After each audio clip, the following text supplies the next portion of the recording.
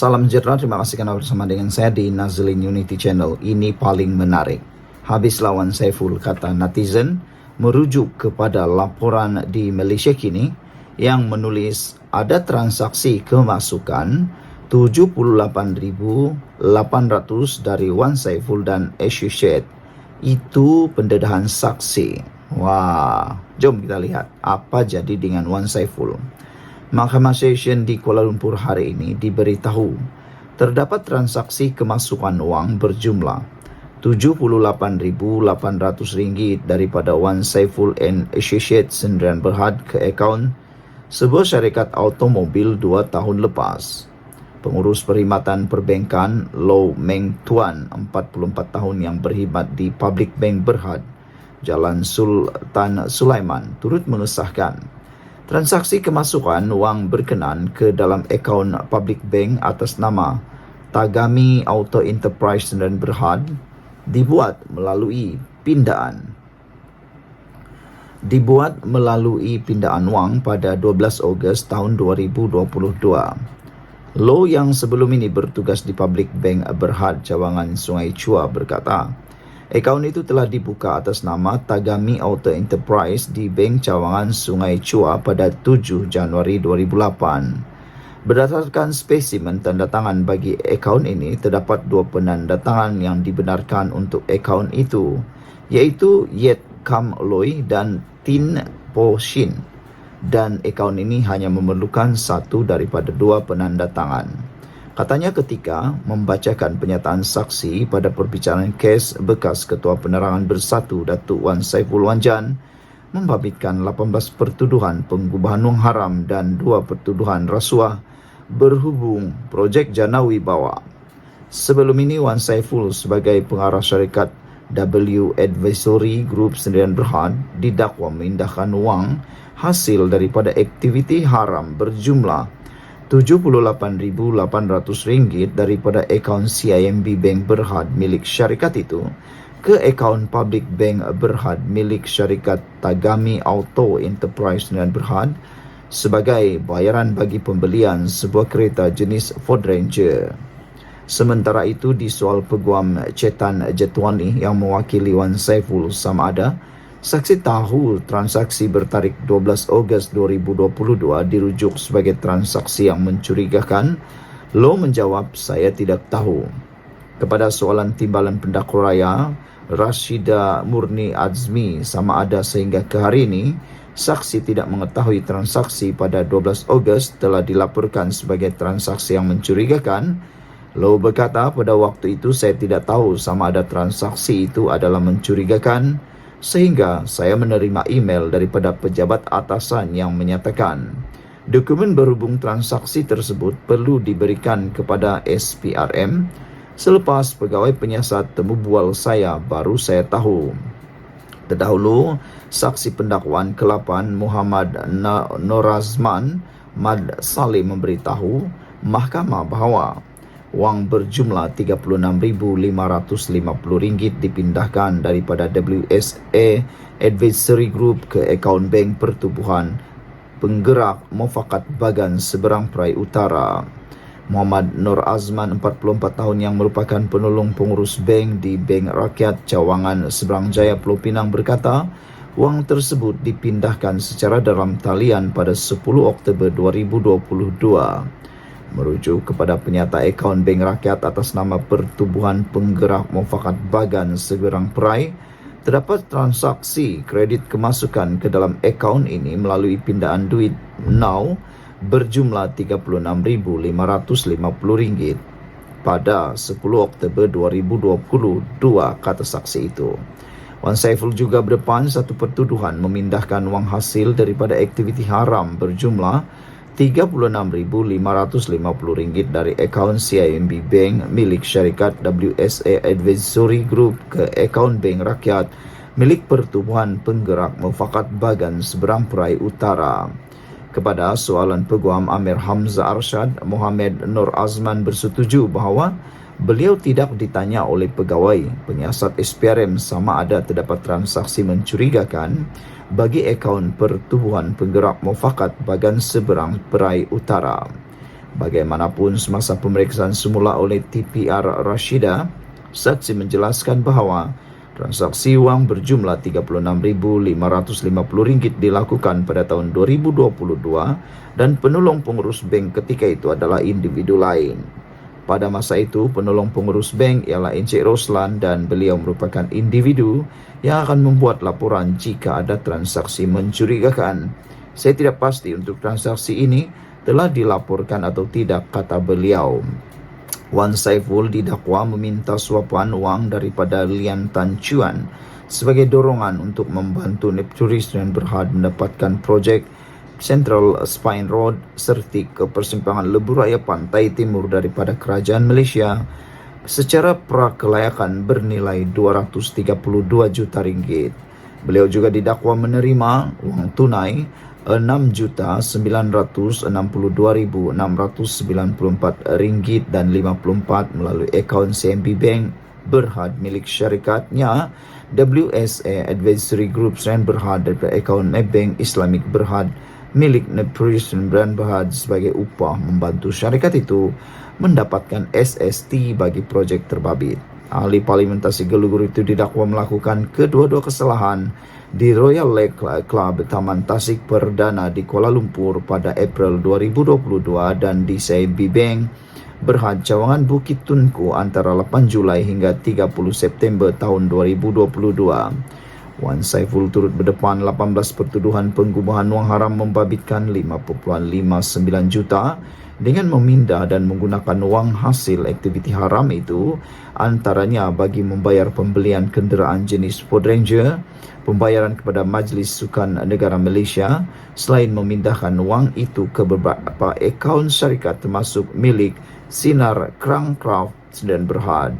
Kesemua kesalahan didakwa dilakukan di CIMB Bank Berhad Bukit Tunku di sini. Sekian dulu untuk kali ini. Jangan lupa tinggalkan komen anda. Beberapa komen daripada netizen dari Popel Mouse kata, budak baru knock up jadi menteri, ahli parlimen kerajaan dapat tiket nak jadi kaya. Otak Center kata, Wan Saiful dah hampir ke tenggak rumah rehat bosku. Mujahid pula kata, nampaknya tak lama lagi Najib akan dapat teman lah. Saudara-saudara sekalian, apa pula pendapat anda tentang isu ini? Adakah benar Wan Saiful akan menemani Najib di penjara? Menurut beberapa komen daripada netizen ini, kata mereka, Wan Saiful hampir ke tangga rumah rehat bosku.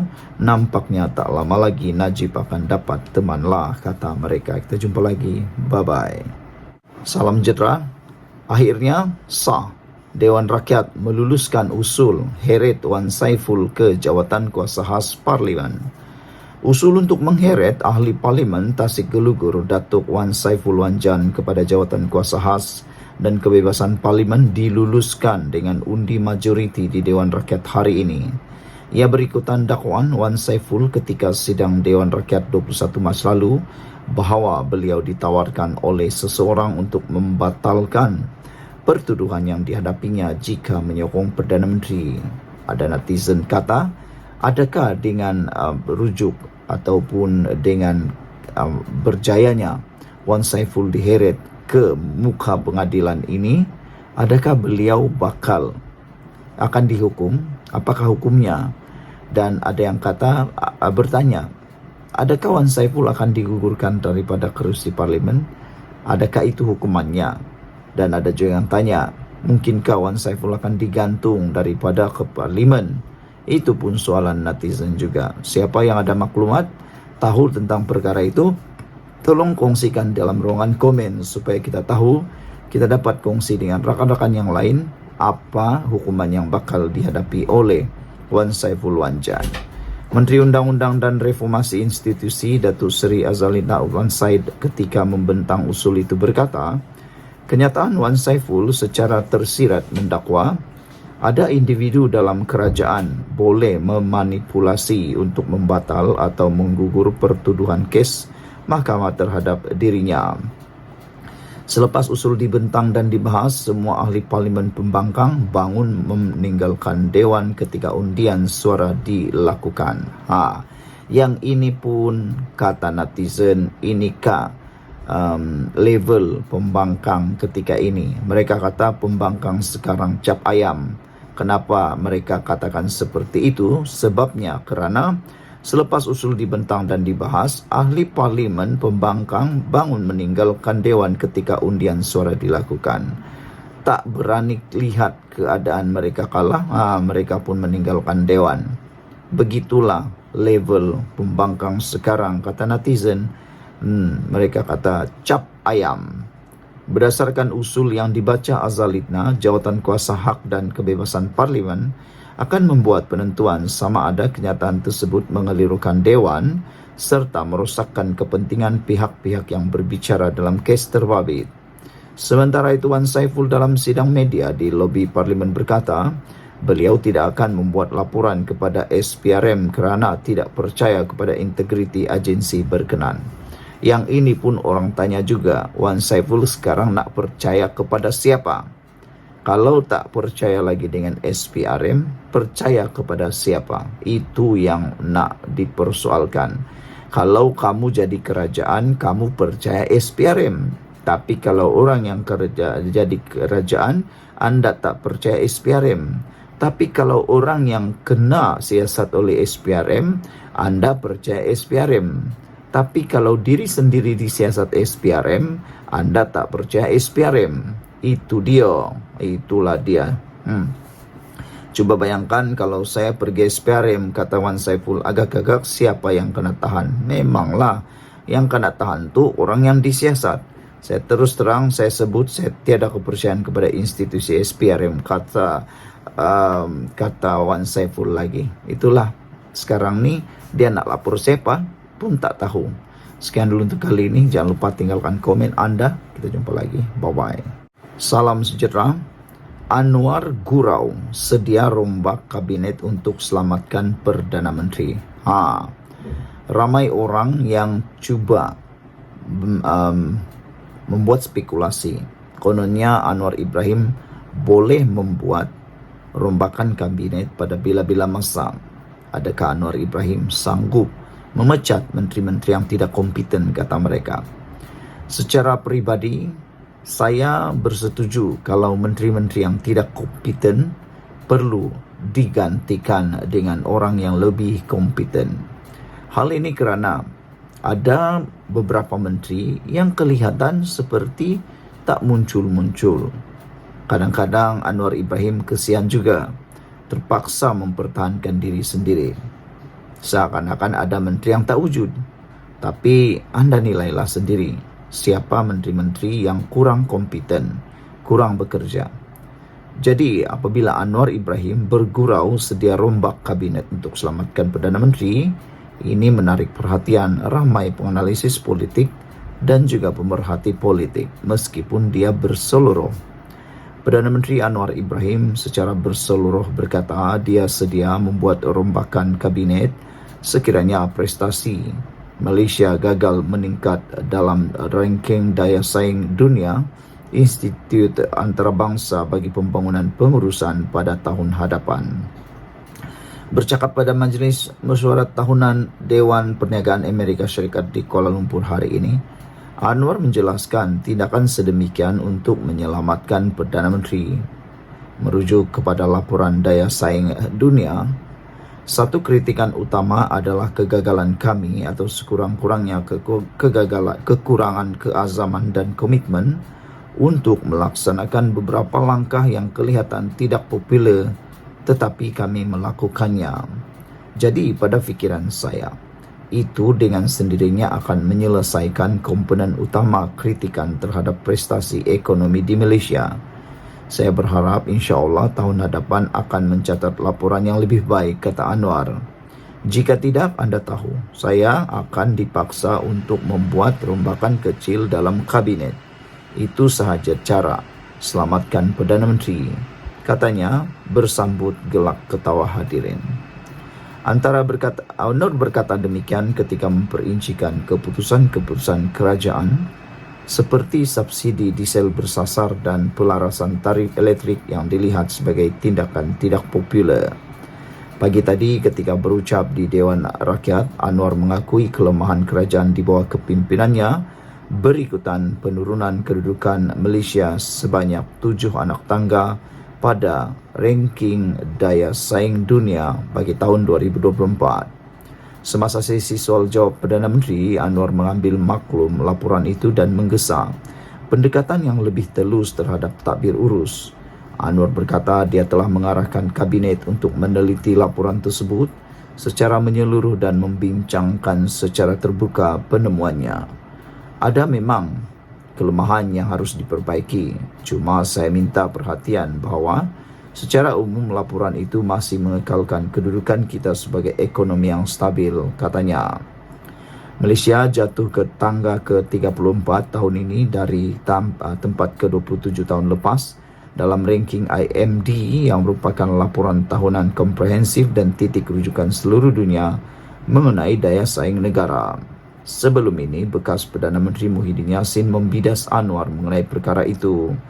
Menteri Pelaburan, Perdagangan dan Industri Tengku Zafrul Abdul Aziz sebelum ini menyatakan kedudukan itu akan bertambah baik memandangkan negara kini dipacu oleh peningkatan ekspor produk berteknologi tinggi.